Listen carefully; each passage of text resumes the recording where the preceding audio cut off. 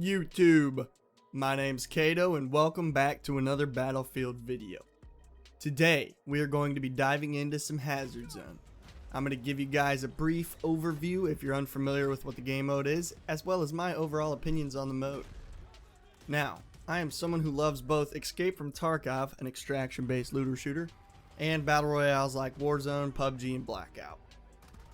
This is Battlefield's competitor to those style of game modes, so let's get right into it.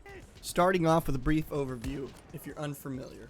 Hazard Zone is a 4-man squad-based extraction mode where you have to loot intel drives that are scattered across the map and basically fight AI and players along the way. Each squad can only have one of each type of specialist.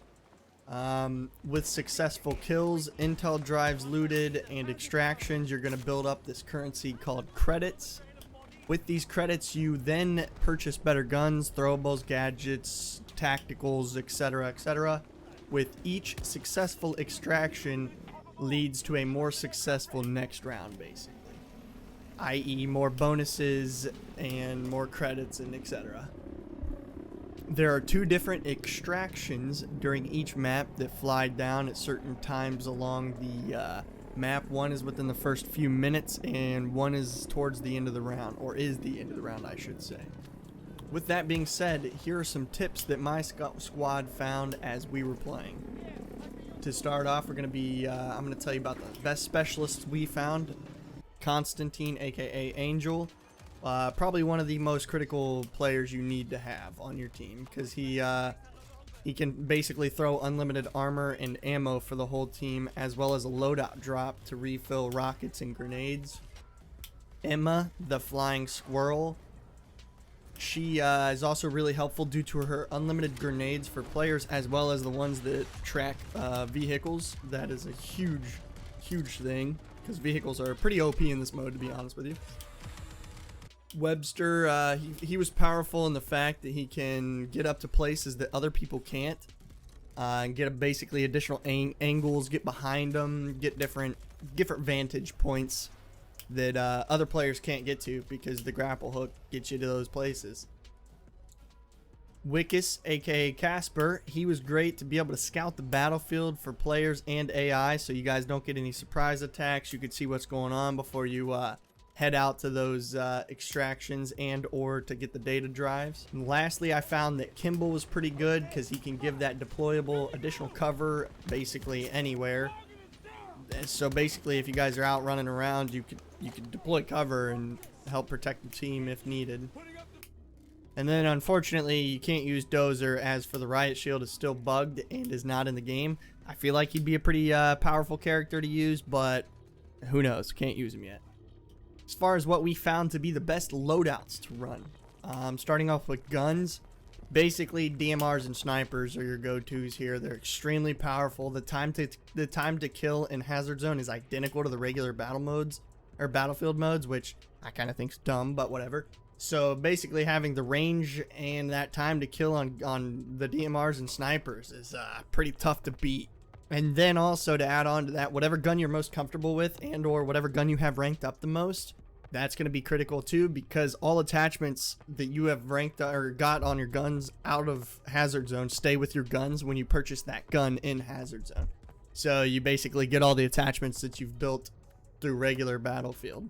As for the gadgets, C4 and rocket launchers are probably the go-tos here just to take care of vehicles. Vehicles, again, are extremely powerful in this mode, since the time to kill is the same. AIs seem to use the vehicles quite a bit, and they aggressively push you with them too, so the only thing we found to really fight the vehicles, again, are the grenades, the rockets, C4, dance around an object that they can't shoot you until they start pulling up close, and then just chuck them and blow them up, basically. There also, for gadgets, there's basically no need for armor or ammo, since you have Constantine on your team. As long as he's doing his job, you basically have infinite armor and ammo, so no need for those. Lastly, tacticals. At the start, you will have one tactical spot unlocked. Again, since you have Constantine, you have no need for armor plates in this slot, so you might as well throw on the negotiated bounty for free to get additional credits during that match.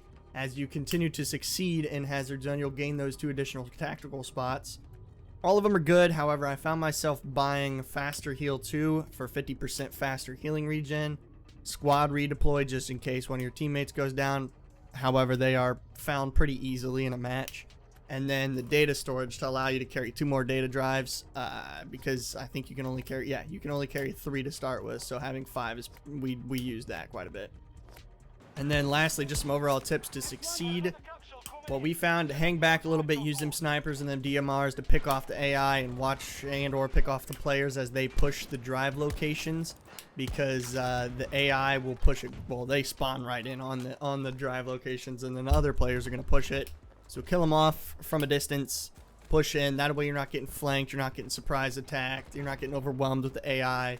And then just be cautious approaching the hazard zone or the extraction zone, because again, AI, as you'll see in the gameplay in the background, they push pretty heavy at the extraction sites.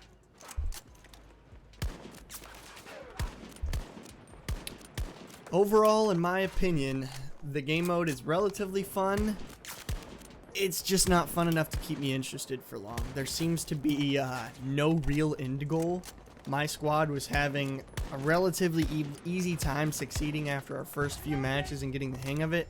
And then after only 3 successful runs back to back, I had over 3,000 credits, which a typical run kind of kitted is only like 500 credits. So having 3,000 after just kitting out 3 times back to back, it just seems like there needs to be more there. There needs to be just overall more to the game, I think. I think maybe I wish they would have leaned to one side or the other as far as a BR or a looter. Overall, I say the game has more similarities to something like Hunt Showdown more than any other game. I personally would have liked to see another BR like Firestorm. I freaking loved Firestorm. Or a more looter base like Tarkov. They need more to loot in the match. There's just, all you're looting is those drives, and that's it. Again, it just feels like there's not enough to the game mode. A couple of things I think might improve it, which I hope they try to change maybe, is make everything a lot more expensive so that you have something to spend your credits on after you start succeeding, and also that way everybody's not just juiced up right out the gate.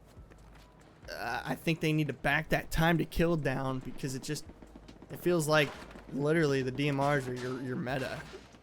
I mean, your DMRs are the meta in overall Battlefield right now. However, in any kind of a slower paced BR or looter, I feel like the time to kill needs to be slower. I mean, Tarkov, that's an exception, but it just needs to have a slower time to kill, I think. And then lastly, I think maybe if they like doubled the player count, because the AI, as you see in the background, they're just